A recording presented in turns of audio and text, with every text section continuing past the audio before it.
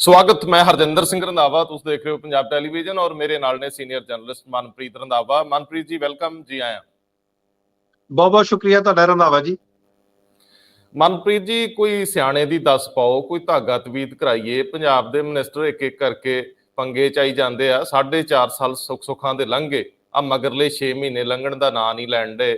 ਹੁਣ ਦੇਖੋ ਤੁਸੀਂ, ਇੰਡਸਟਰੀ ਤੋਂ ਲੈ ਕੇ ਸਿਹਤ ਤੱਕ ਤੇ ਕਿੱਥੇ ਕਿੱਥੇ ਮਾਰ ਪਈ ਜਾਂਦੀ ਆ ਪੰਜਾਬੀਆਂ ਨੂੰ। ਇਹ ਜਿਹੜੇ ਨਵੇਂ ਦਰਸ਼ਨ ਹੋ ਰਹੇ ਆ, ਇਹ ਕਿਹੋ ਜਿਹੇ ਨੇ, ਇੱਥੇ ਗੱਲ ਕਰਾਂਗੇ। ਕੈਪਟਨ ਅਮਰਿੰਦਰ ਸਿੰਘ ਉਡਾਰੀ ਮਾਰਨਗੇ ਦਿੱਲੀ ਨੂੰ ਤੇ ਉਤਰਨਗੇ ਸੋਨੀਆ ਕੋਲੇ, ਸੋਨੀਆ ਗਾਂਧੀ ਜਿਹੜੇ ਕਿ ਪ੍ਰਮੁੱਖ ਨੇ। ਔਰ ਪੰਜਾਬ ਦੀ ਤਕਦੀਰ ਦੇ ਉੱਤੇ ਇੱਕ ਵਾਰੀ ਫਿਰ ਗੱਲ ਹੋਊਗੀ। ਪੰਜਾਬ ਦੇ ਫੈਸਲੇ ਪੰਜਾਬ ਦੇ ਵਿੱਚ ਕਦੋਂ ਹੋਣਗੇ, ਲੋਕ ਉਡੀਕਦੇ ਰਹਿੰਦੇ ਆ। ਪੰਜਾਬ ਦੇ ਵਿੱਚ ਹੋਮਗਾਰਡਸ ਦਾ ਜ਼ਿਕਰ ਜਦੋਂ ਕਾਲੀ ਬੋਲੀ ਰਾਤ ਸੀ ਉਦੋਂ ਤੋਂ ਚੱਲਦਾ ਆਉਂਦਾ ਹੈ। ਥੋੜੀਆਂ ਤਨਖਾਹਾਂ, ਜ਼ਿਆਦਾ ਡਿਊਟੀਆਂ ਤੇ ਸਦਾ ਰੌਲੇ ਰੱਪੇ, ਪੱਕੇ ਹੋਣੇ ਕਿ ਨਹੀਂ ਹੋਣੇ। ਲੇਕਿਨ ਉਹਨਾਂ ਦੇ ਮਸਲੇ ਤਾਂ ਬਹੁਤ ਛੋਟੇ ਸੀ। ਹੁਣ ਉਹਨਾਂ ਦੇ ਮੁਖੀ ਅਸਤੀਫਾ ਦੇ ਗਏ ਔਰ ਕਹਿ ਰਹੇ ਆ ਕਿ ਮੈਨੂੰ ਘਰ ਤੋਰ ਦਿਓ, ਮੈਥੋਂ ਤਣਾਅ ਝੱਲਿਆ ਨਹੀਂ ਜਾਂਦਾ, ਮੇਰੇ ਨਾਲ 36 ਦਾ ਅੰਕੜਾ ਲਈ ਫਿਰਦਾ ਗ੍ਰਹਿ ਮੰਤਰਾਲਾ। ਇਹਦੇ ਉੱਤੇ ਵੀ ਗੱਲ ਕਰਾਂਗੇ।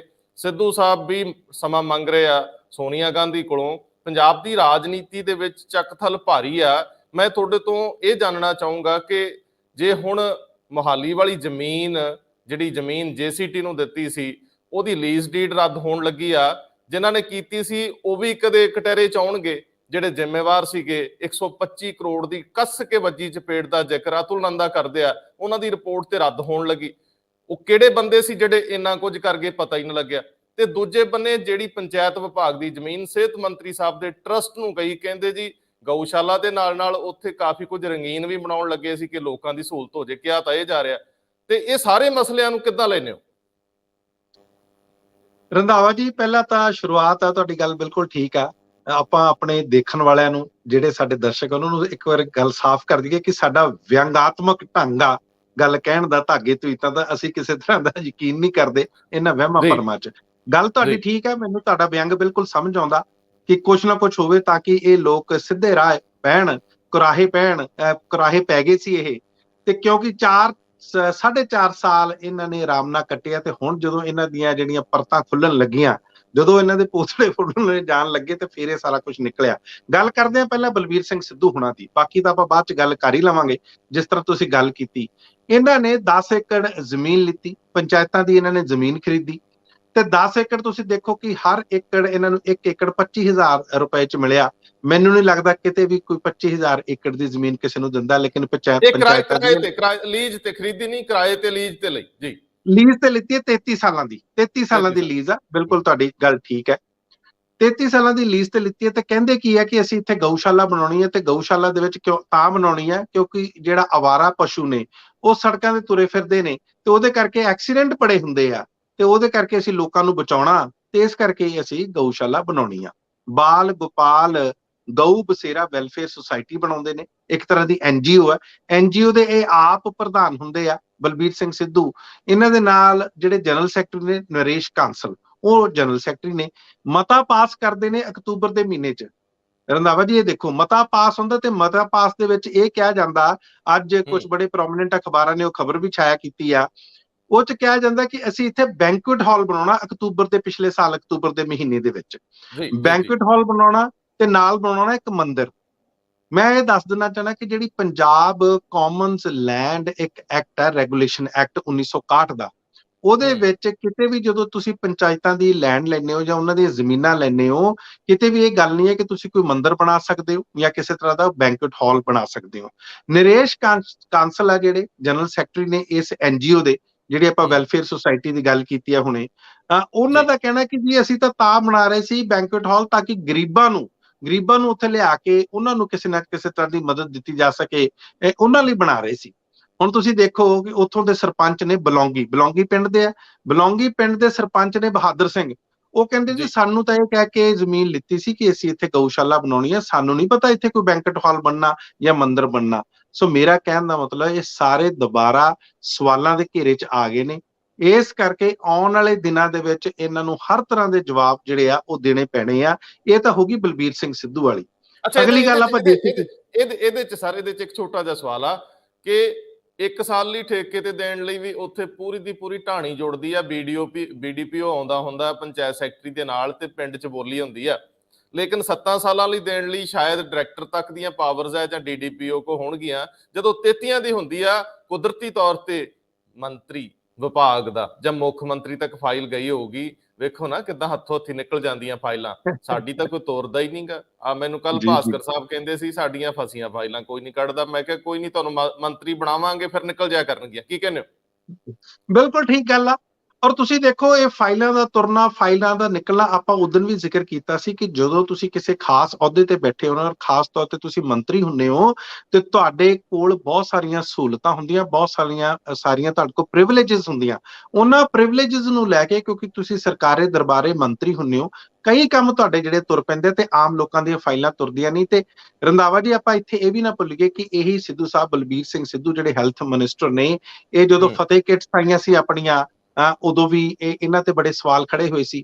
ਜਦੋਂ ਇਹਨਾਂ ਨੇ ਵੈਕਸੀਨ ਪ੍ਰਾਈਵੇਟ ਹਸਪੀਟਲਸ ਨੂੰ ਵੇਚਤੀ ਤੇ ਫਿਰ ਦੁਬਾਰਾ ਉਹਨਾਂ ਤੋਂ ਵਾਪਸ ਲਿੱਤੀ, ਉਸ ਵੇਲੇ ਵੀ ਇਹਨਾਂ ਤੇ ਬਹੁਤ ਸਵਾਲ ਖੜੇ ਹੋਏ। ਮੇਰਾ ਕਹਿਣ ਦਾ ਮਤਲਬ, ਤੇ ਇਹ ਜਿਹੜੀ ਤਾਜ਼ਾ ਘਟਨਾ, ਇਸ ਨੇ ਹੋਰ ਸਵਾਲ ਇਹਨਾਂ ਤੇ ਖੜੇ ਕਰਤੇ ਆ। ਸੋ ਇਹ ਜਿਹੜੇ ਮੰਤਰੀ ਆ, ਬਾਰ-ਬਾਰ ਇਹਨਾਂ ਚੀਜ਼ਾਂ 'ਚ ਫਸਦੇ ਜਾ ਰਹੇ ਆ ਜੀ। ਮੈਂ ਮਨਪ੍ਰੀਤ ਜੀ ਇਹਦੇ 'ਚ ਆਪਣੇ ਦੋਸਤਾਂ ਮਿੱਤਰਾਂ ਨੂੰ, ਸੁਣਨ ਵਾਲਿਆਂ ਨੂੰ ਇਹ ਬੇਨਤੀ ਕਰਦੇ ਆ ਕਿ ਜਿਹੜਾ ਸਾਡਾ ਇਹ ਵਿਸ਼ਲੇਸ਼ਣ ਹੈ, ਜਿਹੜਾ ਸਾਡਾ ਇਹ ਸਬਜੈਕਟ ਹੈ, ਇਹਦਾ ਆਧਾਰ ਅੰਗਰੇਜ਼ੀ ਦੀ ਉਹ ਵੱਡੀ ਅਖਬਾਰ ਦੇ ਅੰਕੜੇ ਆ ਜਿਸ 'ਚ ਉਹਨਾਂ ਦਾਅਵਾ ਕੀਤਾ ਕਿ ਸਾਡੇ ਕੋਲ ਸਾਰੇ ਦਸਤਾਵੇਜ਼ ਮੌਜੂਦ ਆ, ਜਿਹਦੇ ਆਧਾਰ ਤੇ ਉਹਨਾਂ ਨੇ ਇਹ ਖਬਰ ਨਸ਼ਰ ਕੀਤੀ ਆ।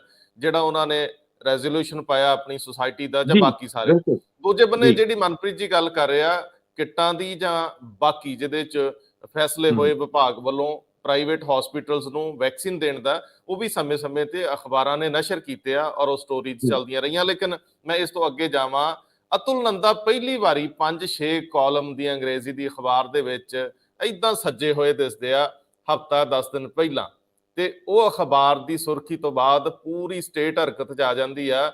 ਉਹ ਤੋਂ ਬਾਅਦ ਮੁਹਾਲੀ ਦੇ ਵਿੱਚ 31 ਏਕੜ ਜ਼ਮੀਨ, ਜਿਹਦੀ ਕੀਮਤ ਲਗਭਗ ਤੀਜੇ ਹਿੱਸੇ ਤੋਂ ਵੀ ਘੱਟ 'ਚ ਦੇਤੀ ਗਈ, ਪੈਂਡੈਮਿਕ ਦੇ ਸਮੇਂ, ਕਰੋਨਾ ਦੇ ਸਮੇਂ ਚੁੱਪ ਚਪੀਤੇ ਮਸਲਾ ਉੱਠਿਆ। ਹੁਣ ਰੱਦ ਹੋਣ ਦੀਆਂ ਗੱਲਾਂ ਹੋ ਰਹੀਆਂ। ਰੱਦ ਤਾਂ ਹੋ ਜੂ, ਜਿਹਨੇ ਰਾਤ ਦੇ ਹਨੇਰੇ ਜਾਂ ਦਿਨ ਦੇ ਚਿੱਟੇ ਚਾਨਣ 'ਚ ਪੰਜਾਬੀਆਂ ਨੂੰ ਇਹ ਸਾਰਾ ਸ਼ੀਸ਼ਾ ਵਿਖਾਤਾ, ਉਹਦਾ ਨਾਂ ਨਹੀਂ ਆਇਆ। ਕੌਣ ਸੀ ਉਹ? ਕਿਹੜਾ ਵੱਡਾ ਅਧਿਕਾਰੀ? ਕੋਈ ਸਿਵਲ ਸਰਵੈਂਟ ਸੀ, ਦਿੱਲੀੋਂ ਆਉਂਦਾ, ਪੰਜਾਬ ਚੋਂ, ਪਟਿਆਲਿਓਂ ਆਉਂਦਾ, ਜਾਂ ਕਿਧਰੇ ਪਿੰਡਾਂ ਦੀ ਸਿਆਸਤ ਚੋਂ ਆਉਂਦਾ? ਦੱਸ ਤਾਂ ਦੇਣ ਜੀ। ਉਹ ਰੱਦ ਤਾਂ ਹੋ ਹੀ ਜਾਣਗੇ, ਸਾਨੂੰ ਪਤਾ ਰੌਲਾ ਪੈਂਦਾ ਕੌਣ ਝੱਲਦਾ। ਲੇਕਿਨ ਪੰਜਾਬੀਓ, ਪ੍ਰੈਸ਼ਰ ਬਣਾਉਣ ਜੋਗੇ ਹੋਵੋ, ਸਭ ਕਰਵਾ ਸਕਦੇ ਹੋ ਤੁਸੀਂ ਜੇ ਚਾਹੋ ਤਾਂ ਜੀ। ਬਿਲਕੁਲ ਤੁਹਾਡੀ ਗੱਲ ਠੀਕ ਹੈ ਜੀ। ਇਹ ਮਸਲਾ ਹੈਗਾ ਜਿਹੜੀ Punjab small industries and export corporation ਨੂੰ ਕਿਹਾ ਜਾਂਦਾ, PSIC ਦਾ ਮਸਲਾ ਹੈ। ਜ਼ਮੀਨ ਇੱਕ ਆਕਸ਼ਨ ਹੋਈ ਸੀ, ਜ਼ਮੀਨ JCT ਇਲੈਕਟ੍ਰੋਨਿਕਸ ਦੀ, ਜਿਸ ਤਰ੍ਹਾਂ ਤੁਸੀਂ ਪਹਿਲੇ ਦੱਸ ਚੁੱਕੇ ਹੋ। 31 ਏਕੜ ਜ਼ਮੀਨ ਸੀ, ਇਹ ਬੜੀ ਪ੍ਰਾਈਮ ਲੈਂਡ ਆ ਮੋਹਾਲੀ ਦੇ ਵਿੱਚ। ਤੇ ਜਦੋਂ ਇਹਦੀ ਆਕਸ਼ਨ ਹੋਈ ਤੇ ਇਹਨੂੰ 90 ਕਰੋੜ ਤੇ ਲਗਭਗ 56 ਲੱਖ ਦੇ ਵਿੱਚ ਇਹਦੀ ਆਕਸ਼ਨ ਕਰ ਦਿੱਤੀ ਗਈ। ਇਹਦੇ ਤੇ ਇੱਕ ਅਨਅਰਨਡ ਪ੍ਰੋਫਿਟ ਹੁੰਦਾ, ਜਿਹੜਾ ਪ੍ਰੋਫਿਟ ਲੈਣਾ ਹੁੰਦਾ ਜਦੋਂ ਇਹਦੀ ਆਕਸ਼ਨ ਹੁੰਦੀ ਆ, ਉਹ ਕਿਹਾ ਜਾਂਦਾ ਹੈ ਕਿ 161 ਕਰੋੜ ਦਾ ਸੀਗਾ, ਜਿਹੜਾ ਇਹਨਾਂ ਨੇ ਸਿਰਫ 42 ਕਰੋੜ ਕੁਝ ਲੱਖ ਦਾ ਜਿਹੜਾ ਇਹਨਾਂ ਨੇ ਲੈ ਲਿਆ। ਹੁਣ ਜਦੋਂ ਇਹ ਚੀਜ਼ਾਂ ਫਾਈਨਾਂਸ ਡਿਪਾਰਟਮੈਂਟ ਕੋਲੇ ਪਹੁੰਚੀਆਂ ਤੇ ਉਸ ਤੋਂ ਬਾਅਦ AG ਆਫਿਸ, ਐਡਵੋਕੇਟ ਜਨਰਲ, ਉਹਨਾਂ ਨੂੰ ਇਹਨਾਂ ਨੇ ਦੱਸਿਆ ਹੀ ਨਹੀਂ। ਤੇ ਉਹਨਾਂ ਨੇ ਫਿਰ ਜਦੋਂ ਸਾਰਾ ਹਿਸਾਬ ਕਿਤਾਬ ਲਾਇਆ ਤੇ ਜੂਨ ਦੇ ਮਹੀਨੇ ਦੇ ਵਿੱਚ ਐਡਵੋਕੇਟ ਜਨਰਲ ਅਤੁਲ ਨੰਦਾ ਨੇ ਇਹ ਗੱਲ ਕਹੀ ਕਿ ਇਹਦੇ ਵਿੱਚ ਪੰਜਾਬ ਸਰਕਾਰ ਨੂੰ ਘੱਟੋ ਘੱਟ 125 ਕਰੋੜ ਦਾ ਰਗੜਾ ਲੱਗਾ। ਤੇ ਤੁਸੀਂ ਹੁਣ ਦੇਖੋ, ਜਦੋਂ ਇਹ ਮਸਲਾ ਉੱਠਿਆ, ਅਖਬਾਰਾਂ 'ਚ ਆਇਆ, ਮੀਡੀਆ 'ਚ ਆਇਆ, ਰੌਲਾ ਪਿਆ, ਤੇ ਸ਼ੁਰੂ ਤੁਹਾਨੂੰ ਯਾਦ ਹੋਣਾ ਜਿਹੜੇ ਮੰਤਰੀ ਨੇ, ਇੰਡਸਟਰੀ ਮੰਤਰੀ ਸੁੰਦਰ ਸ਼ਾਮ ਅਰੋੜਾ, ਉਹ ਕਹਿੰਦੇ ਸੀ ਇਹ ਤਾਂ ਬੜਾ ਸਾਫ਼ ਸੁਥਰਾ, ਬੜਾ ਟਰਾਂਸਪੇਰੈਂਟ ਆ, ਬੜੀ ਪਾਰਦਰਸ਼ਤਾ ਨਾਲ ਇਹ ਸਾਰਾ ਕੁਝ ਹੋਇਆ। ਲੇਕਿਨ ਹੁਣ ਪਤਾ ਲੱਗਦਾ ਕਿ ਉਸ ਦੇ ਵਿੱਚ ਵੀ ਇਹ ਸਾਰਾ ਊਣਤਾਈਆਂ ਪਾਈਆਂ ਗਈਆਂ, ਬਹੁਤ ਤਰ੍ਹਾਂ ਦੀਆਂ ਕਮੀਆਂ। ਤੇ ਹੁਣ ਜਿਹੜੀ PSIC ਆ, ਇਹਨੂੰ ਇਸ ਸੌਦੇ ਨੂੰ ਕੈਂਸਲ ਕਰਨ ਲੱਗੀ ਆ। GRG ਪ੍ਰਮੋਟਰ ਐਂਡ ਡਿਵੈਲਪਰਸ ਨੂੰ ਇਹ ਜ਼ਮੀਨ ਦਿੱਤੀ ਗਈ ਸੀ, ਤੇ ਉੱਥੋਂ ਹੁਣ ਉਹਨਾਂ ਨੂੰ ਜਿਹੜਾ ਟ੍ਰਾਈਪਾਰਟਾਈਟ ਇਹਨੂੰ ਕਹਿੰਦੇ ਆ, ਤਿੰਨ ਜਿਹੜਾ ਪਾਸੇ ਦਾ ਇਹ ਹੁੰਦਾ ਆਪਸ ਦੇ ਵਿੱਚ ਐਗਰੀਮੈਂਟ ਇਹਨੂੰ ਕਹਿੰਦੇ ਆ, ਤੇ ਉਹ ਹੁਣ ਕੈਂਸਲ ਕਰਨ ਲੱਗੀ ਹੈ ਇਸ ਸਮਝੌਤੇ ਨੂੰ। ਇੱਥੋਂ ਪਤਾ ਲੱਗਦਾ ਕਿ ਵਾਰੀ-ਵਾਰੀ ਪਰਤਾਂ ਖੁੱਲ ਰਹੀਆਂ ਹਰੇਕ ਮਹਿਕਮੇ ਦੀਆਂ, ਚਾਹੇ ਹੈਲਥ ਦੀਆਂ, ਚਾਹੇ ਇੰਡਸਟਰੀ ਮਿਨਿਸਟਰੀ ਦੀਆਂ, ਪਹਿਲਾਂ ਤੁਹਾਨੂੰ ਆਪਾਂ ਨੂੰ ਪਤਾ ਸਾਧੂ ਸਿੰਘ ਸਭ ਧਰਮਸੋਤ, ਉਹਨਾਂ ਦੀ ਵੀ CBI ਪ੍ਰੂਫ ਦੀਆਂ ਗੱਲਾਂ ਚੱਲ ਪਈਆਂ। ਇਸ ਤਰ੍ਹਾਂ ਜਿਹੜਾ ਸਟੂਡੈਂਟ SC ਸਟੂਡੈਂਟਸ ਦਾ ਪੋਸਟ ਮੈਟ੍ਰਿਕ ਸਕਾਲਰਸ਼ਿਪ ਦੇ ਵਿੱਚ ਜੋ ਘਪਲੇ ਹੋਏ ਆ, ਸੋ ਵਾਰੀ-ਵਾਰੀ। ਔਰ ਇਸ ਤੋਂ ਪਹਿਲਾਂ ਤ੍ਰਿਪਤ ਰਜਿੰਦਰ ਸਿੰਘ ਬਾਜਵਾ ਦੀ ਵੀ ਆਪਾਂ ਗੱਲ ਕਰ ਲਈਏ, ਇੱਕ ਤਰ੍ਹਾਂ ਦਾ ਚਲੋ ਘਪਲਾ ਤਾਂ ਨਹੀਂ, ਲੇਕਿਨ ਉਹਨਾਂ ਨੂੰ ਵੀ ਖੁੱਡੇ ਲਾਈਨ ਲਾਇਆ ਜਾ ਚੁੱਕਾ। 4 ਮੰਤਰੀ ਹੈ ਜਿਹੜੇ, ਉਹਨਾਂ ਨੂੰ ਵੱਖਰੇ ਵੱਖਰੇ ਢੰਗ ਨਾਲ ਇਸ ਟਾਈਮ ਲੱਗਦਾ ਕੋਈ ਬੜੇ ਕਾਰਨਰ ਕੀਤਾ ਜਾ ਚੁੱਕਾ। ਜੀ ਰੰਧਾਵਾ, ਮਤਲਬ ਸਾਨਾਂ ਦੇ ਭੇਡ 'ਚ ਦਰੜੇ ਜਾਣ ਵਾਲੇ, ਚਲੋ ਇਹਦੇ ਵਿੱਚੋਂ ਕੁਝ ਲੁਕਵਾਂ ਤੇ ਨਿਕਲਦਾ। ਮੈਂ ਅਰੋੜਾ ਸਾਹਿਬ ਨੂੰ ਇਹ ਬੇਨਤੀ ਕਰਦਾ ਕਿ ਜੇ ਸਭ ਟਰਾਂਸਪੇਰੈਂਟ ਸੀ ਤਾਂ ਜਦੋਂ ਹੁਣ ਰੱਦ ਹੋਣ ਲੱਗੇ ਆ, ਚੀਕ ਝਾੜਾ ਤਾਂ ਪਾਓ, ਰੌਲਾ ਰੱਪਾ ਤਾਂ ਪਾਓ, ਪੱਖ ਤਾਂ ਰੱਖੋ। ਮੈਂ ਮਨਪ੍ਰੀਤ ਜੀ ਇਹਦੇ 'ਚ ਥੋੜਾ ਹੋਰ ਅੱਗੇ ਵਾਧਾ ਕਰਦੇ ਆ ਕਿ ਇਹ ਫਾਈਲ ਜਦੋਂ ਵਿੱਤ ਮੰਤਰਾਲੇ ਕੋ ਗਈ, ਮਨਪ੍ਰੀਤ ਦੇ ਮਹਿਕਮੇ ਕੋਲੋਂ, ਉਹਨਾਂ ਆਬਜੈਕਟ ਕਰਤਾ ਤੇ ਫਿਰ ਇਹ ਮੁੱਖ ਮੰਤਰੀ ਵੱਲ ਗਈ। ਮੁੱਖ ਮੰਤਰੀ ਸਾਹਿਬ ਨੇ ਆਪਣੀ ਅੱਖਾਂ ਦੇ ਤਾਰਾ ਅਤੁਲ ਨੰਦਾ ਜੀ ਨੂੰ ਭੇਜੀ, ਉਹਨਾਂ ਨੂੰ ਕਿਹਾ ਇਹ ਤੇ ਦਿਓ ਕਾਨੂੰਨੀ ਰਾਏ। ਉਹਨਾਂ ਨੇ ਵੇਖਿਆ ਵੀ ਇਹਨਾਂ ਤਾਂ ਸਾਨੂੰ ਪੁੱਛਿਆ ਹੀ ਨਹੀਂ, ਇਹ ਤਾਂ ਪ੍ਰਾਈਵੇਟ ਵਕੀਲ ਕੋਲੋਂ ਕਰਾ ਕੇ ਬਾਰੋ ਬਾਰ ਆਓਗੇ। ਉਹਨਾਂ ਨੇ ਨਾਲ ਦੀ ਨਾਲ ਹੀ ਚੱਕ ਕੇ ਕਿਹਾ ਵੀ 125 ਕਰੋੜ ਦਾ ਜਲਾਓ ਕੱਢੋ। ਤੇ ਨਾਲ ਹੀ ਹੁਣ ਜਦੋਂ ਇਹ ਗੱਲ ਸਾਹਮਣੇ ਆਈ ਆ ਤਾਂ ਮੇਰਾ ਤਾਂ ਮੰਨਣਾ ਹੈ ਕਿ ਮੁੱਖ ਮੰਤਰੀ ਸਾਹਿਬ ਨੂੰ, ਜੇ ਉਹ ਬਹੁਤ ਪਾਕ ਸਾਫ ਨੇ, ਕਹਿੰਦੇ ਤਾਂ ਹੈਗੇ ਨੇ ਕਿ ਉਹ ਮੈਂ ਆਪਣੀ ਬਹੁਤ ਜ਼ਿੰਮੇਵਾਰੀ ਨਾਲ ਸਰਕਾਰ ਚਲਾਈ ਆ, ਉਹਨਾਂ ਕੋਲ ਇੱਕ ਇਮਾਨਦਾਰ ਅਫਸਰ ਸੁਰੇਸ਼ ਕੁਮਾਰ ਵੀ ਹੈਗੇ ਆ, ਜਿਹੜੇ ਕਹਿੰਦੇ ਆ ਵੀ ਕਿਸੇ ਵੀ ਮਾੜੀ ਮੋਟੀ ਵੀ 19-21 ਦੇ ਉੱਤੇ ਸਾਈਨ ਕਰਨ ਤੋਂ ਰੋਕ ਦਿੰਦੇ ਮੁੱਖ ਮੰਤਰੀ ਨੂੰ, ਤਾਂ ਹੀ ਉਹ ਮੁੱਖ ਮੰਤਰੀ ਅੱਖਾਂ ਮੀਟ ਕੇ ਤੁਰਦੇ ਰਹਿੰਦੇ। ਤੇ ਫਿਰ ਸਾਰੇ ਹੀ ਮਹਿਕਮਿਆਂ ਦੀ, ਮਨਪ੍ਰੀਤ ਜੀ, ਸਾਰੇ ਹੀ ਮਹਿਕਮਿਆਂ ਦੀ ਕਿਸੇ ਬਾਹਰਲੀ ਏਜੰਸੀ ਤੋਂ ਜਾਂਚ ਹੀ ਕਰਾ ਲਈਏ, ਇਹੀ ਵੇਖ ਲਈਏ, ਪਿਛਲੇ 15 ਸਾਲਾਂ ਦੀ ਕਰਾ ਲਈਏ, ਕੀ ਖਿਆਲ ਆ? ਪਤਾ ਤੇ ਲੱਗੇ ਕਿੱਥੇ ਕੀ ਹੋਇਆ, ਸਾਨੂੰ ਅੰਦਾਜ਼ਾ ਤੇ ਹੋਵੇ ਸਰਕਾਰਾਂ ਕਿੱਦਾਂ ਚੱਲਦੀਆਂ। ਸਾਨੂੰ ਵੀ ਹਿੱਸੇਦਾਰ ਬਣਾਓ ਜੀ, ਸਰਕਾਰ 'ਚ ਸਾਡਾ ਵੀ ਤਾਂ ਰੋਲ ਹੈਗਾ। ਅੱਗੇ ਤੁਰਦੇ ਆ ਜਿਨ੍ਹਾਂ ਦੀ ਅਸੀਂ ਗੱਲ ਕਰਦੇ ਹਾਂ, ਡਾਢਿਆਂ ਦੀ, ਕੈਪਟਨ ਅਮਰਿੰਦਰ ਸਿੰਘ। ਆਹ ਦੇਖੋ, ਪੀੜ੍ਹੀਆਂ ਤੋਂ ਮਹਾਰਾਜੇ, ਆ ਕਦੇ ਪਹਾੜਾਂ ਵੱਲ ਝਾਤੀ ਮਾਰੋ ਤੇ ਉਹ ਚੈਲ ਦੇ ਉੱਚੇ ਦਰਖਤ ਬੋਲ ਕੇ ਦੱਸਦੇ ਆ ਕਿ ਕਿੱਦਾਂ ਇਹਨਾਂ ਦੀ ਤੂਤੀ ਬੋਲਦੀ ਰਹੀ। ਤੂਤੀ ਤਾਂ ਖੈਰ ਅੱਜ ਵੀ ਕੈਪਟਨ ਸਾਹਿਬ ਦੀ ਬੋਲਦੀ ਹੈ, ਕੋਈ ਦੋ ਰਾਵਾਂ ਨਹੀਂ। ਪਰ ਇਸ ਲੜਾਈ ਦੇ ਵਿੱਚ ਉਹਨਾਂ ਨੂੰ ਥੋੜੀ ਦੇਰ ਲਈ ਫਿੱਕੇ ਪੈਣਾ ਪੈ ਗਿਆ। ਹੁਣ ਉਹ ਰੰਗ ਲਾਉਣ ਲਈ, ਰੰਗ ਚਾੜਨ ਲਈ, ਸੁਰਖ ਹੋਣ ਲਈ ਇੱਕ ਵਾਰੀ ਸੋਨੀਆ ਜੀ ਦੇ ਦਰਬਾਰ 'ਚ ਜਾ ਰਹੇ, ਤੇ ਉਸ ਦਰਬਾਰ ਦੇ ਵਿੱਚੋਂ ਉਹਨਾਂ ਨੂੰ ਮੰਤਰੀ ਬਦਲਣ ਦੇ ਅਖਤਿਆਰਾਤ ਕਿੰਨੇ ਮਿਲਦੇ ਆ, ਸਾਰੇ ਉਧਰ ਨੂੰ ਵੇਖ ਰਹੇ ਆ ਬਈ ਕੌਣ ਬਣਦਾ ਤੇ ਕੌਣ ਰਹਿ ਜਾਂਦਾ। ਮੈਨੂੰ ਵੈਸੇ ਅੰਦਰੋਂ ਪਤਾ ਲੱਗਿਆ ਜੇ ਮਨਪ੍ਰੀਤ ਜੀ, ਕੈਪਟਨ ਸਾਹਿਬ ਚਾਹੁੰਦੇ ਆ ਕਿ ਰੌਲਾ ਪੈਂਦਾ ਰਵੇ, ਬਦਲ ਜਾਣਗੇ, ਬਦਲੀਏ ਨਾ, ਇੱਕ ਅੱਧ ਬਦਲ ਲਈਏ।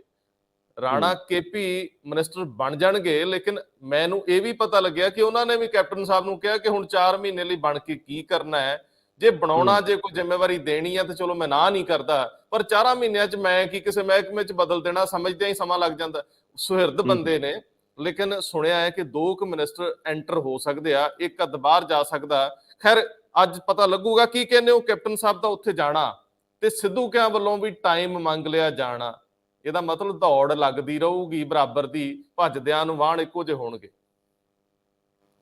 ਬਿਲਕੁਲ ਗੱਲ ਠੀਕ ਹੈ ਰੰਧਾਵਾ ਜੀ। ਦੇਖੋ, ਕੈਪਟਨ ਅਮਰਿੰਦਰ ਸਿੰਘ ਪਿਛਲੇ ਦਿਨਾਂ ਦੇ ਵਿੱਚ ਆਪਾਂ ਲਗਾਤਾਰ ਦੇਖੀਏ ਜਿਸ ਤਰ੍ਹਾਂ ਦੀਆਂ ਕਾਰਵਾਈਆਂ ਹੋ ਰਹੀਆਂ ਨੇ। ਪਹਿਲਾਂ ਤਾਂ ਇਹ ਦੇਖੋ, ਨਵਜੋਤ ਸਿੰਘ ਸਿੱਧੂ, ਮਦਨ ਲਾਲ ਜਿਹੜੇ ਜਲਾਲਪੁਰ ਆ, ਉਹਨਾਂ ਦੇ ਘਰ ਚਲੇ ਜਾਂਦੇ ਨੇ, ਫਿਰ ਮੰਤਰੀਆਂ ਨੂੰ ਲੈ ਕੇ ਚਲੇ ਜਾਂਦੇ ਨੇ, ਔਰ ਫਿਰ ਕੱਲ ਦੇ ਟਵੀਟਸ ਬਾਰੇ ਵੀ ਤੁਸੀਂ ਗੱਲਾਂ ਕਰ ਲਓ, ਹਰ ਜਗ੍ਹਾ ਇਹੀ ਕਹਿੰਦੇ ਨੇ ਕਿ ਮੈਂ ਰੈਜ਼ੋਲੂਸ਼ਨ ਲੈ ਕੇ ਆਉਣਾ, ਹੁਣ ਇਹ ਕਰਨਾ, ਉਸ ਤੇ ਵੀ ਆਪਾਂ ਗੱਲ ਕਰਾਂਗੇ। ਲੇਕਿਨ ਕੈਪਟਨ ਅਮਰਿੰਦਰ ਸਿੰਘ ਦਾ ਜਾਣਾ ਔਰ ਸੋਨੀਆ ਗਾਂਧੀ ਨੂੰ, ਹਾਲਾਂਕਿ ਉਹਨਾਂ ਨੇ ਉੱਥੇ ਕਈ ਜਿਹੜੇ ਕੇਂਦਰੀ ਮੰਤਰੀ ਆ ਉਹਨਾਂ ਨਾਲ ਵੀ ਮੁਲਾਕਾਤ ਕਰਨੀ ਹੈ। ਇਹਦੇ ਵਿੱਚ ਅਮਿਤ ਸ਼ਾਹ ਜਿਹੜੇ ਗ੍ਰਹਿ ਮੰਤਰੀ ਆ ਉਹਨਾਂ ਨਾਲ ਮੁਲਾਕਾਤ ਕਰਨਗੇ। ਸਿਹਤ ਮੰਤਰੀ ਨੇ ਜਿਹੜੇ ਮਨਸੁਖ ਮਾਂਡਵੀਆ ਇਸ ਟਾਈਮ, ਉਹਨਾਂ ਨਾਲ ਵੀ ਮੁਲਾਕਾਤ ਕਰਨੀ ਹੈ, ਤੇ ਨਿਤਿਨ ਗਡਕਰੀ ਜਿਹੜੇ ਆ ਉਹਨਾਂ ਨਾਲ ਵੀ ਉਹਨਾਂ ਨੇ ਮੁਲਾਕਾਤ ਕਰਨੀ ਹੈ। ਸ਼ਾਮ ਨੂੰ ਜਾ ਕੇ ਉਹ ਸੋਨੀਆ ਗਾਂਧੀ ਉਹਨਾਂ ਨਾਲ ਮਿਲਣਗੇ। ਦੇਖੋ, ਇਹ 'ਚ ਬੜੇ ਸਪਸ਼ਟ ਗੱਲ ਆ। ਇੱਕ ਤਾਂ ਉਹ ਜਿਹੜਾ 18 ਅਨੁਕਾਤੀ ਪ੍ਰੋਗਰਾਮ ਉਹਨਾਂ ਨੇ ਦਿੱਤਾ ਕਾਂਗਰਸ ਹਾਈ ਕਮਾਂਡ ਨੇ, ਉਸ ਤੇ ਆਪਣੀ ਜੋ ਵੀ ਇਹਨਾਂ ਦੀ ਹਜੇ ਤੱਕ ਦੀ ਕਾਰਵਾਈ ਆ ਉਹਦੇ ਬਾਰੇ ਇਹ ਉਹਨਾਂ ਨੂੰ ਅਪਡੇਟ ਕਰਨਗੇ ਕਿ ਅਸੀਂ ਕੁਝ ਕਰ ਰਹੇ ਹਾਂ ਜਾਂ ਨਹੀਂ ਕਰ ਰਹੇ, ਜਾਂ ਕਿੱਥੋਂ ਤੱਕ ਗੱਲ ਪਹੁੰਚੀ ਆ। ਦੂਸਰੀ ਗੱਲ ਜਿਹੜੀ ਤੁਸੀਂ ਆਪ ਦੱਸਦੀ ਆ ਕਿ ਮੰਤਰੀ ਜਿਹੜਾ ਮੰਤਰਾਲਿਆ ਹੈਗਾ, ਕੈਬਨਿਟ ਆ, ਉਹਦੇ ਵਿੱਚ ਕਿਸੇ ਤਰ੍ਹਾਂ ਦਾ ਫੇਰ ਬਦਲ ਦੀ ਜੋ ਵੀ ਸੰਭਾਵਨਾਵਾਂ ਨੇ ਉਹਨਾਂ ਨੂੰ ਡਿਸਕਸ ਕਰ ਸਕਦੇ ਨੇ। ਗੱਲ ਤੁਹਾਡੀ ਬਿਲਕੁਲ ਠੀਕ ਆ। ਆਪਾਂ ਵੀ ਕਈ ਵਾਰੀ ਡਿਸਕਸ ਕਰ ਚੁੱਕੇ ਹਾਂ ਰੰਧਾਵਾ ਜੀ ਕਿ ਇਸ ਵੇਲੇ ਜਿੰਨਾ ਕੁ ਵੀ ਸਮਾਂ ਰਹਿ ਗਿਆ, ਮੈਨੂੰ ਨਹੀਂ ਲੱਗਦਾ ਕੋਈ ਵੀ ਨਵਾਂ ਮੰਤਰੀ ਆ ਕੇ ਕਿਸੇ ਵੀ ਮਹਿਕਮੇ ਦੇ ਵਿੱਚ ਬਹੁਤ ਵੱਡਾ ਕੋਈ ਤਬਦੀਲੀ ਲਿਆ ਸਕਦਾ, ਬੜੀ ਵੱਡੀ, ਕਿਉਂਕਿ ਪਹਿਲਾਂ ਹੀ ਜਿਹੜਾ ਬਹੁਤ ਸਾਰੀ ਪਹਿਲਾਂ ਅਫਸਰਸ਼ਾਹੀ ਨੂੰ ਸਮਝਣਾ, ਫਾਈਲਾਂ ਨੂੰ ਸਮਝਣਾ, ਕੇਸਾਂ ਨੂੰ ਸਮਝਣਾ, ਇਸ ਲਈ ਬੜਾ ਸਮਾਂ ਲੱਗ ਜਾਂਦਾ। ਸੋ ਕੋਸ਼ਿਸ਼ ਹੋਊਗੀ ਇਹਦੇ ਗੱਲ ਦੇ ਵਿੱਚ ਮੈਨੂੰ ਵਜ਼ਨ ਵੀ ਲੱਗਦਾ ਕਿ ਕਹਿੰਦੇ ਰਹੋ, ਸਾਰਿਆਂ ਨੂੰ ਟਰਕਾਉਂਦੇ ਰਹੋ ਕਿ ਤੁਹਾਨੂੰ ਲੈ ਲਾਂਗੇ, ਤੁਹਾਨੂੰ ਮੰਤਰੀ ਬਣਾ ਦਾਂਗੇ, ਇੱਕ ਵਾਰੀ ਝੰਡੀ ਵੀ ਲਵਾ ਦਾਂਗੇ, ਤੁਹਾਡਾ ਕਮ ਸੇ ਕਮ ਸਾਬਕਾ ਮੰਤਰੀ ਚਾਹੇ ਲਿਖਿਆ ਜਾਵੇ ਅੱਜ ਤੋਂ 6-7 ਮਹੀਨਿਆਂ ਬਾਅਦ, ਤਾਂ ਤੁਸੀਂ ਮੰਤਰੀ ਤਾਂ ਤੁਹਾਡੇ ਨਾਲ ਲੱਗ ਹੀ ਜਾਊਗਾ। ਇਹ ਹੋ ਸਕਦਾ, ਲੇਕਿਨ ਉਹਨਾਂ ਨੂੰ ਵੀ ਪਤਾ ਕਿ ਕੋਈ ਆ ਕੇ ਕਰ ਨਹੀਂ ਸਕਦਾ। ਔਰ ਜਿੱਥੋਂ ਤੱਕ ਖੁਦ ਮੁੱਖ ਮੰਤਰੀ ਨੇ ਕੈਪਟਨ ਅਮਰਿੰਦਰ ਸਿੰਘ, ਉਹਨਾਂ ਨੂੰ ਵੀ ਪਤਾ ਕਿ ਸਾਰਾ ਕੁਝ ਉਹਨਾਂ ਨੇ ਕਰਨਾ, ਕਲਮਾਂ ਉਹਨਾਂ ਦੀਆਂ ਚੱਲਣੀਆਂ, ਹੁਕਮ ਉਹਨਾਂ ਦੇ ਚੱਲਣੇ ਨੇ, ਤੇ ਜੇ ਉਹਨਾਂ ਨੇ ਕੁਝ ਚਾਹਿਆ ਤਾਂ ਹੀ ਫਾਈਲਾਂ ਮੂਵ ਕਰਨੀ, ਨਹੀਂ ਤਾਂ ਕਿਸੇ ਦੀ ਕੋਈ ਫਾਈਲ ਮੂਵ ਨਹੀਂ ਕਰਨੀ। ਔਰ ਜਿੱਥੋਂ ਤੱਕ ਤੁਸੀਂ ਸਿੱਧੂ ਸਾਹਿਬ ਦਾ ਕਿਹਾ, ਨਵਜੋਤ ਸਿੰਘ ਸਿੱਧੂ ਹੁਣਾਂ ਨੇ ਵੀ ਸਮਾਂ ਮੰਗ ਲਿਆ, ਕਿਉਂਕਿ ਉੱਥੇ ਜਾ ਕੇ ਇਹਨਾਂ ਨੇ ਇਹ ਦੱਸਣਾ ਕਿ ਮੈਂ ਕੀ ਕਰ ਰਿਹਾ ਜਾਂ ਮੈਂ ਕੁਝ ਨਹੀਂ ਕਰ ਰਿਹਾ, ਤੇ ਜਿਹੜੀ ਸਰਕਾਰ ਆ ਉਹ ਮੇਰੇ ਕਹੇ ਤੇ, ਯਾਨੀ ਕਿ ਪਾਰਟੀ ਦੇ ਕਹੇ ਤੇ ਕਿਉਂ ਨਹੀਂ ਕੁਝ ਕਰ ਰਹੀ, ਇਹ ਸਾਰਾ ਕੁਝ ਉੱਥੇ ਜਾ ਕੇ ਹੁਣ ਹੱਲ ਹੋਣਾ ਜਾਂ ਨਹੀਂ ਹੋਣਾ, ਉੱਥੇ ਜਾ ਕੇ ਸਫਾਈਆਂ ਦੇਣੀਆਂ ਪੈਣੀਆਂ ਸਾਰਿਆਂ ਨੂੰ। ਜੀ ਮਨਪ੍ਰੀਤ ਜੀ, ਮੈਂ ਪਿਛਲੇ ਦਿਨਾਂ ਦੇ ਵਿੱਚ ਇੱਕ ਖਬਰ ਜਿਹੜੀ ਚੱਲਦੀ ਰਹੀ ਉਹਦਾ ਹਵਾਲਾ ਦੇ ਕੇ ਗੱਲ ਥੋੜੀ ਜਿਹੀ ਅੱਗੇ ਵਧਾਊਂਗਾ। ਪਿੱਛੇ ਇੱਕ ਖਬਰ ਸੀਗੀ ਕਿ ਪੰਜਾਬ ਵਿਧਾਨ ਸਭਾ ਦੇ ਸਪੀਕਰ ਰਾਣਾ KP ਸਿੰਘ, ਉਹਨਾਂ ਨੇ ਰਾਹੁਲ ਗਾਂਧੀ ਨਾਲ ਮੁਲਾਕਾਤ ਕੀਤੀ, ਤੇ ਖਬਰ ਇਹ ਸੀ ਕਿ ਸ਼ਾਇਦ ਉਹਨਾਂ ਨੇ ਸਮਾਂ ਮੰਗ ਕੇ ਮੁਲਾਕਾਤ ਕੀਤੀ ਹੈ ਕਿ ਮੈਨੂੰ ਵਜ਼ੀਰ ਬਣਾਓ। ਲੇਕਿਨ ਅਸੀਂ ਇਸ ਖਬਰ ਦੇ ਪਿੱਛੇ ਤੁਰਦੇ ਰਹੇ ਤੇ ਇਹ ਸਾਨੂੰ ਉਹਨਾਂ ਗਲਿਆਰਿਆਂ ਚੋਂ ਖਬਰ ਨਿਕਲ ਕੇ ਆਈ ਕਿ ਉਹ ਗਏ ਨਹੀਂ ਸੀ, ਉਹਨਾਂ ਨੂੰ ਸੱਦਿਆ ਗਿਆ ਸੀ। ਉਹਨਾਂ ਨੂੰ ਸੱਦਿਆ ਗਿਆ ਸੀ, ਜਿਹਨੂੰ ਤੁਸੀਂ ਕਹਿੰਦੇ ਹੋ ਤਲਬ ਕੀਤਾ ਗਿਆ ਸੀ ਰਾਹੁਲ ਗਾਂਧੀ ਦੇ ਦਰਬਾਰ 'ਚ, ਤੇ ਉੱਥੇ ਉਹਨਾਂ ਦੀ ਲਗਭਗ 55 ਮਿੰਟ ਮੁਲਾਕਾਤ ਹੁੰਦੀ ਆ, ਜਿਹਦੇ ਵਿੱਚ ਫੋਕਸ ਇਸ ਗੱਲ ਤੇ ਰਿਹਾ ਕਿ ਇਹ ਦੋ ਧੁਰੇ, ਪੰਜਾਬ ਕਾਂਗਰਸ ਦੇ ਵਿੱਚ ਦੋ ਧੁਰੇ, ਕੈਪਟਨ ਔਰ ਸਿੱਧੂ, ਕਿਵੇਂ ਇਕੱਠਿਆਂ ਤੁਰ ਸਕਦੇ, ਇਹਨਾਂ 'ਚ ਕੌਣ ਪੁਲ ਦਾ ਕੰਮ ਕਰ ਸਕਦਾ, ਕਿ ਰਾਣਾ KP ਇਹ ਪੁਲ ਵਜੋਂ ਵਿਚਰ ਸਕਦੇ ਆ। ਇਹ ਗੱਲਾਂ ਬੜੀ ਵਿਸਥਾਰ ਨਾਲ ਹੋਈਆਂ ਔਰ 2 ਵਾਰੀ ਚਾਹ ਵੀ ਪੀਤੀ ਗਈ। ਅਗਲਾ ਸਵਾਲ ਇਹ ਖੜਾ ਹੋ ਗਿਆ ਕਿ ਕੀ ਉਸ ਹਾਈ ਕਮਾਂਡ ਨੂੰ, ਜਿਹਦੇ ਬਾਰੇ ਇਹ ਕਿਹਾ ਜਾਂਦਾ ਕਿ ਉਹ ਇਹਨਾਂ ਮਾਮਲਿਆਂ 'ਚ ਜਾਂ ਛੋਟੇ ਰਾਜਾਂ 'ਚ ਜਿੱਥੋਂ ਘੱਟ MP ਆਉਂਦੇ ਆ ਉਹਨਾਂ ਵੱਲ ਤਵੱਜੋ ਨਹੀਂ ਦਿੰਦੇ, ਇਹ ਨਿੱਤਰ ਕੇ ਗੱਲ ਬਾਹਰ ਆਈ ਕਿ ਉਹਨਾਂ ਨੂੰ ਪੰਜਾਬ ਦੇ ਹਰ ਮਸਲੇ ਤੋਂ ਲੈ ਕੇ ਹਰ ਪੋਲੀਟੀਸ਼ੀਅਨ ਬਾਰੇ ਬੜੀ ਬਰੀਕ ਸਮਝ ਹੈ। ਸੋ ਜਦੋਂ ਹੁਣ ਇਹ ਸਭ ਵਾਪਰ ਰਿਹਾ, ਜਦੋਂ ਕੈਪਟਨ ਅਮਰਿੰਦਰ ਸਿੰਘ ਜਾਂ ਸਿੱਧੂ ਆਪਣਾ ਆਪਣਾ ਪੱਖ ਰੱਖ ਰਹੇ ਹੋਣਗੇ, ਤਾਂ ਐਸਾ ਨਹੀਂ ਕਿ ਜੋ ਇਹ ਕਹਿਣਗੇ ਐਜ਼ ਇਟ ਇਜ਼ ਮੰਨ ਲਿਆ ਜਾਊਗਾ। ਉਹਨਾਂ ਕੋਲ ਸਾਰਿਆਂ ਸੰਬੰਧੀ ਪੂਰੇ ਡਾਟਾ ਅੰਕੜੇ ਹੈਗੇ ਨੇ, ਜਿਹਦੇ ਆਧਾਰ ਤੇ ਜੇ ਕਿਧਰੇ ਇਹ ਫੇਰ ਬਦਲ ਹੋ ਜਾਂਦਾ ਹਾਈ ਕਮਾਂਡ ਦੀ ਇੱਛਾ ਅਨੁਸਾਰ, ਤਾਂ ਤੁਹਾਨੂੰ ਇੱਕ ਬੜਾ ਹੈਰਾਨ ਕਰਨ ਵਾਲਾ ਦ੍ਰਿਸ਼ ਹੋਊਗਾ, ਜਿਹਦੇ ਵਿੱਚ ਕੁਝ ਨਵੇਂ ਲੋਕ ਵੀ ਆ। ਜੇ ਇੱਕ ਵਾਢਿਓ ਹੀ ਬਦਲਣਾ ਹੋਇਆ ਤਾਂ ਦੇਖਣਾ ਬਣੂਗਾ ਕਿ ਨਾ ਸਿੱਧੂ ਦੀ ਚੱਲਣੀ ਆ ਬਹੁਤੀ, ਨਾ ਕੈਪਟਨ ਅਮਰਿੰਦਰ ਸਿੰਘ ਦੀ ਚੱਲਣੀ ਆ। ਬਹੁਤ ਕੁਝ ਐਸਾ ਵਾਪਰ ਸਕਦਾ ਜਿਹੜਾ ਬਿਲਕੁਲ ਸਰਕਾਰ ਦਾ ਨਵਾਂ ਮੁਹਾਂਦਰਾ ਹੀ ਪੇਸ਼ ਕਰ ਦੂਗਾ, ਜਿਹਦੇ ਲਈ ਕੈਪਟਨ ਅਮਰਿੰਦਰ ਸਿੰਘ ਬਹੁਤੀ ਸੌਖਿਆਂ ਰਾਜੀ ਹੋਣ ਲੱਗੇ ਨਹੀਂ। ਲੇਕਿਨ ਇਹ ਸਵਾਲ ਪੱਕਾ ਹੈ ਕਿ ਰਾਣਾ KP ਸਿੰਘ ਨੂੰ ਵਜ਼ੀਰ ਬਣਨ ਤੋਂ ਇਸ ਵੇਲੇ ਜੇ ਉਹਨਾਂ ਲਈ ਚਾਂਸ ਹੈ ਤਾਂ ਕਾਫੀ ਨੇ। ਮੈਂ ਜਾਂਦੇ ਜਿਹੜੇ ਹੋਮ ਗਾਰਡਸ ਦਾ ਜ਼ਿਕਰ, ਕਾਲੀ ਬੋਲੀ ਰਾਤ ਜਿਹੜੀ ਸੀ, ਜਿਹੜੀ ਖਾੜਕੂਵਾਦ, ਕੋਈ ਅੱਤਵਾਦ, ਕੋਈ ਕਈ ਕੁਝ ਟੈਰਰਿਜ਼ਮ, ਉਹ ਕਹਿੰਦੇ ਰਹੇ, ਉਹਦੇ ਚ ਉਹਨਾਂ ਦਾ ਰੋਲ ਜਿਹੜਾ ਕਿ ਥੋੜੀ ਤਨਖਾਹ, ਦਿਹਾੜੀਦਾਰ ਕਾਮਿਆਂ ਵਾਂਗ, ਔਰ ਖਾਸ ਤੌਰ ਤੇ ਪੁਲਿਸ ਦੇ ਮੁਲਾਜ਼ਮ ਵੀ ਉਹਨਾਂ ਨੂੰ ਕੱਖ ਨਹੀਂ, ਪੱਕੇ ਮੁਲਾਜ਼ਮ ਵੀ ਕੱਖ ਨਹੀਂ ਸਮਝਦੇ ਰਹੇ, ਉਹਨਾਂ ਦੀ ਵਰਦੀ ਵੀ ਵੱਖਰੀ ਸੀਗੀ। ਸੋ ਇਸ ਵੇਲੇ ਉਹਨਾਂ ਦੇ ਪ੍ਰਮੁੱਖ, ਹਾਲਾਂਕਿ ਇਹਨੂੰ ਵੀ ਜਿਹੜਾ ਇਸ ਮਹਿਕਮੇ ਨੂੰ ਕੋਈ ਬਹੁਤ ਤਵੱਜੋ ਨਹੀਂ ਮਿਲ ਰਹੀ, ਹੌਲੀ ਇਹਦੇ ਚ ਭਰਤੀ ਬੰਦ ਹੈ, ਇਹਨੂੰ ਖਤਮ ਕੀਤਾ ਜਾਣਾ। ਇਹਦੇ ਮੁਖੀ ਅਸਤੀਫਾ ਦੇ ਗਏ ਆ, ਆਪਣੀ ਮੇਰੇ ਖਿਆਲ ਨੋਟਿਸ ਭੇਜ ਚੁੱਕੇ ਆ ਕਿ ਮੇਰੀ ਪ੍ਰੀ ਮੈਚੁਰ ਰਿਟਾਇਰਮੈਂਟ ਜਿਹੜੀ ਮੰਨ ਲਓ, ਪ੍ਰਵਾਨ ਕਰ ਲਓ, ਲੇਕਿਨ ਐਲੀਗੇਸ਼ਨ ਲਾ ਕੇ ਜਾ ਰਹੇ ਆ। ਮੈਨੂੰ ਦੱਸਿਓ ਕਿ ਅੰਦਰ ਆਪਸ ਵਿੱਚ ਵਿਰੋਧ ਦੀ ਗੱਲ ਆ। ਹਾਲਾਂਕਿ ਗ੍ਰਹਿ ਮੰਤਰਾਲਾ ਪੰਜਾਬ ਦਾ ਕਹਿੰਦਾ ਕਿ ਇਹ ਵਿਦੇਸ਼ ਗਏ ਆ ਛੁੱਟੀ ਲਏ ਬਿਨਾਂ, ਇਹਨਾਂ ਨੇ ਡਿਸਪਲਿਨ ਭੰਗ ਕੀਤਾ, ਲੇਕਿਨ ਉਹ ਕਹਿੰਦੇ ਮੈਨੂੰ ਮਾਨਸਿਕ ਪਰੇਸ਼ਾਨ ਕਰ ਰਹੇ, ਮੈਂ ਤਾਂ ਬੱਚਿਆਂ ਕੋਲ ਗਿਆ ਸੀ ਪ੍ਰਵਾਨਗੀ ਲੈ ਕੇ। ਜੀ ਬਹੁਤ ਸਾਰੇ ਸਵਾਲ ਨੇ ਇਹਦੇ ਵਿੱਚ ਰੰਧਾਵਾ ਜੀ। ਪਹਿਲਾਂ ਤਾਂ ਇੱਕ ਗੱਲ ਆਪਾਂ ਕਰ ਲਈਏ ਕਿ ਦੇਖੋ, ਇਹ ਵੀ ਜਿਹੜੇ ਕਮਾਂਡੈਂਟ ਜਨਰਲ ਨੇ KS ਘੁੰਮਣ ਜੀ, ਇਹ ਹੋਮਗਾਰਡ ਦੇ, ਇਹ ਅਸਤੀਫਾ ਦੇ ਰਹੇ ਨੇ। ਤੁਸੀਂ ਇੱਕ ਤਰ੍ਹਾਂ ਦੇਖੋ, ਜਿਹੜੇ ਐਲੀਗੇਸ਼ਨ ਲਾ ਰਹੇ ਨੇ ਉਹ ਹੋਮ ਡਿਪਾਰਟਮੈਂਟ ਤੇ ਗ੍ਰਹਿ ਵਿਭਾਗ ਤੇ ਲਾ ਰਹੇ ਨੇ, ਪੰਜਾਬ ਦੇ ਉਹਨਾਂ ਦੇ ਅਫਸਰਾਂ ਦੇ, ਕਿਸ ਤਰ੍ਹਾਂ ਮਾਨਸਿਕ ਰੂਪ ਦੇ ਵਿੱਚ ਉਹਨਾਂ ਨੂੰ ਪਰੇਸ਼ਾਨ ਕਰਕੇ ਰੱਖਿਆ, ਤੰਗ ਕੀਤਾ, ਤੇ ਇੰਨਾ ਪਰੇਸ਼ਾਨ ਕਰ ਦਿੱਤਾ ਕਿ ਫਾਈਨਲੀ ਇਹਨਾਂ ਨੂੰ ਅਸਤੀਫਾ ਤੱਕ ਦੇਣ ਦੀ ਨੌਬਤ ਆ ਗਈ।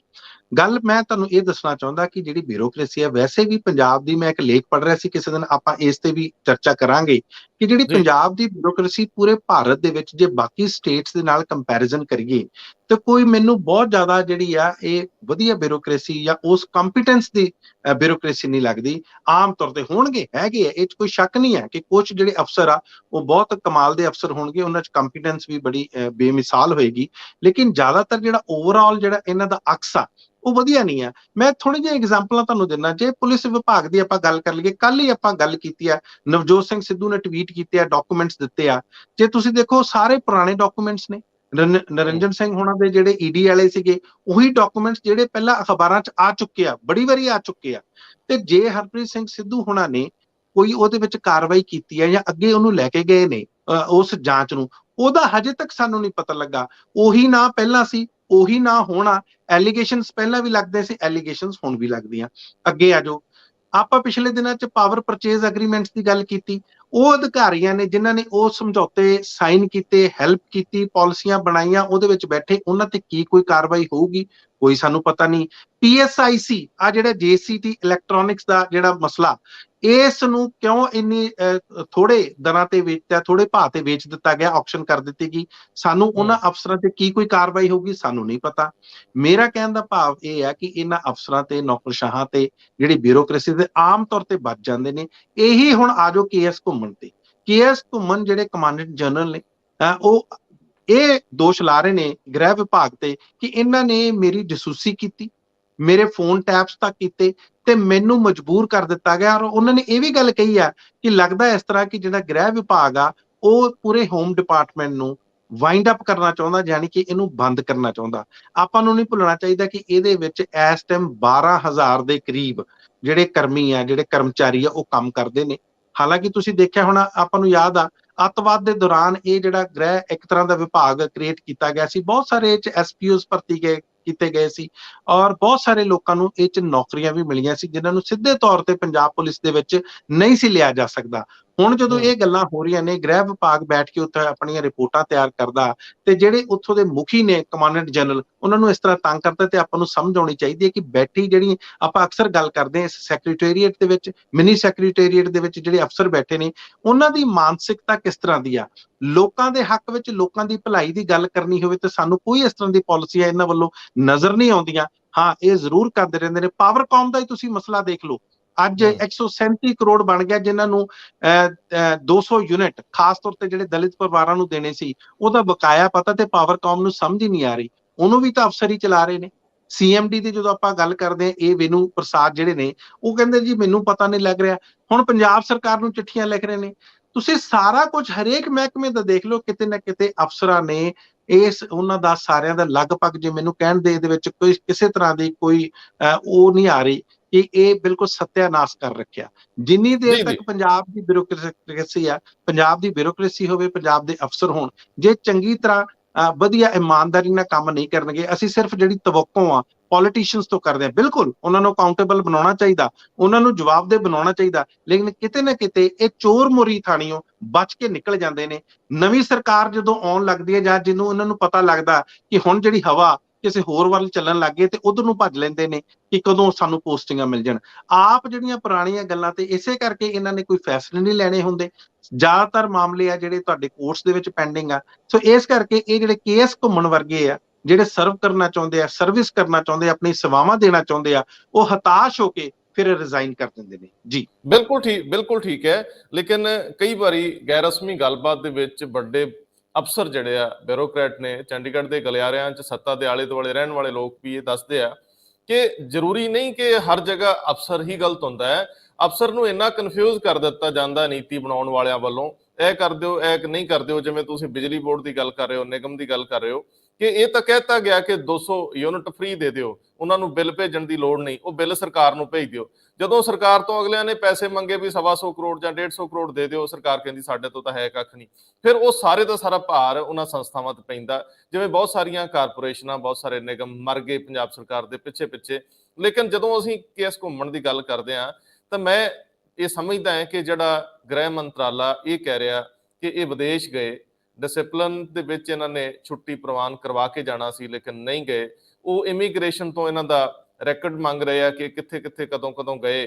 ਇਹਦੇ ਤੇ ਉਹਨਾਂ ਨੂੰ ਮਾਨਸਿਕ ਪਰੇਸ਼ਾਨੀ ਹੋਈ, ਪੀੜਾ ਹੋਈ। ਉਹਨਾਂ ਨੂੰ ਵੀ ਚਿੱਟੇ ਦਿਨ ਆਪਣਾ ਸਭ ਕਲੀਅਰ ਕਰ ਦੇਣਾ ਚਾਹੀਦਾ ਵੀ ਉਹਨਾਂ ਨੇ ਛੁੱਟੀ ਲਈ ਸੀ, ਤੇ ਉਹਦੀ ਵੀ ਕਾਪੀ ਨਾਲ ਮੀਡੀਆ ਨੂੰ ਵਿਖਾ ਦਿੰਦੇ, ਭੇਜ ਦਿੰਦੇ ਕਿ ਮੈਂ ਤਾਂ ਦੇਖੋ ਜੀ ਛੁੱਟੀ ਲੈ ਕੇ ਗਿਆ ਸੀ, ਵਿਦੇਸ਼ ਦੀ ਛੁੱਟੀ। ਤੇ ਜੇ ਨਹੀਂ ਲਈ ਤੇ ਉਹ ਵੀ ਫਿਰ ਕਿਤੇ ਨਾ ਕਿਤੇ ਸ਼ੱਕ ਦੇ ਘੇਰੇ ਚ ਆਉਣਗੇ। ਇੰਜ ਨਹੀਂ ਹੋਣਾ ਚਾਹੀਦਾ। ਵੱਡੇ ਅਧਿਕਾਰੀ ਜੇ ਵਿਦੇਸ਼ਾਂ ਦੀ ਸੈਰ ਕਰਦੇ ਹੋਣ, ਇੱਥੇ ਉਹਨਾਂ ਕੋਲ ਜ਼ਿੰਮੇਵਾਰੀਆਂ ਵੱਡੀਆਂ ਹੋਣ, ਇਹ ਬਹੁਤ ਅਹਿਮ ਹੁੰਦੇ ਆ ਕਿ ਰਾਜ ਦੀਆਂ ਗੱਲਾਂ ਜੇ ਬਾਹਰ ਜਾਣਗੀਆਂ ਤਾਂ ਉਹ ਕਹਿੰਦੇ ਨਾ ਸਿਕਿਉਰਿਟੀ ਥ੍ਰੈਟ ਇੱਕ ਬੜਾ ਸੋਹਣਾ ਜਿਹਾ ਸੱਜਿਆ ਹੋਇਆ ਸ਼ਬਦ, ਜਿੱਥੇ ਮਰਜ਼ੀ ਲਾ ਦਿਓ, ਦੇਸ਼ ਦੀ ਸੁਰੱਖਿਆ ਲਈ ਖਤਰਾ ਹੈ। ਗ੍ਰਹਿ ਮੰਤਰਾਲਾ ਆਪਣੀ ਜਗ੍ਹਾ ਬਿਲਕੁਲ ਠੀਕ ਹੋਊਗਾ ਜੇ ਉਹਨਾਂ ਦੇ ਲਾਏ ਦੋਸ਼ ਜਾਇਜ਼ ਨੇ, ਇਹ ਬਹਿ ਕੇ ਨਿਬੇੜ ਲੈਣ। ਪਰ ਉਹ ਜਿਹੜਾ ਇੱਕ ਹੋਮਗਾਰਡ ਦਾ ਜਵਾਨ ਆ ਮੇਰੇ ਪਿੰਡ ਦਾ, ਮੇਰੇ ਗਵਾਂਢੀ ਪਿੰਡ ਦਾ, ਕਿਸੇ ਹੋਰ ਪਿੰਡ ਦਾ, ਜਿਹਨੇ ਸਾਰੀ ਉਮਰ ਲਾਤੀ, ਉਹਦਾ ਵੀ ਭਲਿਓ ਮਾਨਸੋ ਸੋਚੋ। ਉਹ ਵੀ ਘਰ ਜਾਣ ਲੱਗਿਆ 4 ਛੱਲੜ ਲੈ ਕੇ ਜਾਵੇ, ਉਹਨੇ ਵੀ ਬੱਚੇ ਵਿਆਹੁਣੇ ਨੇ, ਉਹਨੇ ਵੀ ਆਪਣੇ ਕਾਰੋਬਾਰ ਚਲਾਉਣੇ ਆ, ਰੋਟੀ ਰੋਜੀ ਜੋਗੇ ਰਹਿਣ ਦੇਣੇ ਚਾਹੀਦੇ ਆ ਸਾਡੇ ਲੋਕ। ਮਨਪ੍ਰੀਤ ਜੀ ਬਹੁਤ ਮਿਹਰਬਾਨੀ, ਤੁਸੀਂ ਬੜੇ ਵਿਸਥਾਰ ਚ ਗੱਲ ਕਰਦੇ ਹੋ। ਕਦੇ ਕਦੇ ਕਿਸੇ ਨੂੰ ਜੇ ਪੀੜਾ ਹੁੰਦੀ ਹੋਵੇ ਸਾਡੇ ਸ਼ਬਦਾਂ ਨਾਲ, ਅਸੀਂ ਉਹਨਾਂ ਤੋਂ ਮਾਫੀ ਮੰਗ ਲੈਂਦੇ ਆ। ਸਾਡਾ ਇਰਾਦਾ ਕੁਝ ਨਹੀਂ ਐਸਾ, ਇਰਾਦਾ ਸਿਰਫ ਇੰਨਾ ਕੀ ਆ ਕਿ ਵਿਦੇਸ਼ ਦੇ ਸਿਸਟਮ ਜਿਨ੍ਹਾਂ ਵੱਲ ਦੌੜ ਲੱਗੀ ਜਾਣ ਦੀ, ਕਿਤੇ ਸਾਡਾ ਵੀ ਉਂਝਦਾ ਹੋ ਜੇ, ਕਦੇ ਅਸੀਂ ਵੀ ਦਾਅਵੇ ਨਾ ਕਰੀਏ ਕਿ ਅਸੀਂ ਵੀ ਜੀਣ ਜੋਗੇ ਆ। ਉਂਝ ਵੈਸੇ ਪੰਜਾਬ ਵੱਸਦਾ ਗੁਰਾਂ ਦੇ ਨਾਂ ਤੇ, ਇਹ ਸਾਨੂੰ ਸਮਝ ਹੈ ਤੇ ਸਮਝ ਪੈਂਦੀ ਰਹਿਣੀ ਆ। ਇਹ ਸ਼ਬਦ ਗੂੰਜਦੇ ਰਹਿਣਗੇ, ਇਸ ਗੂੰਜ ਨਾਲ ਹੀ ਤੁਰਨ ਜੋਗੇ ਆ। ਬਹੁਤ ਮਿਹਰਬਾਨੀ। ਬਹੁਤ ਬਹੁਤ ਧੰਨਵਾਦ ਤੁਹਾਡਾ ਰੰਧਾਵਾ ਜੀ।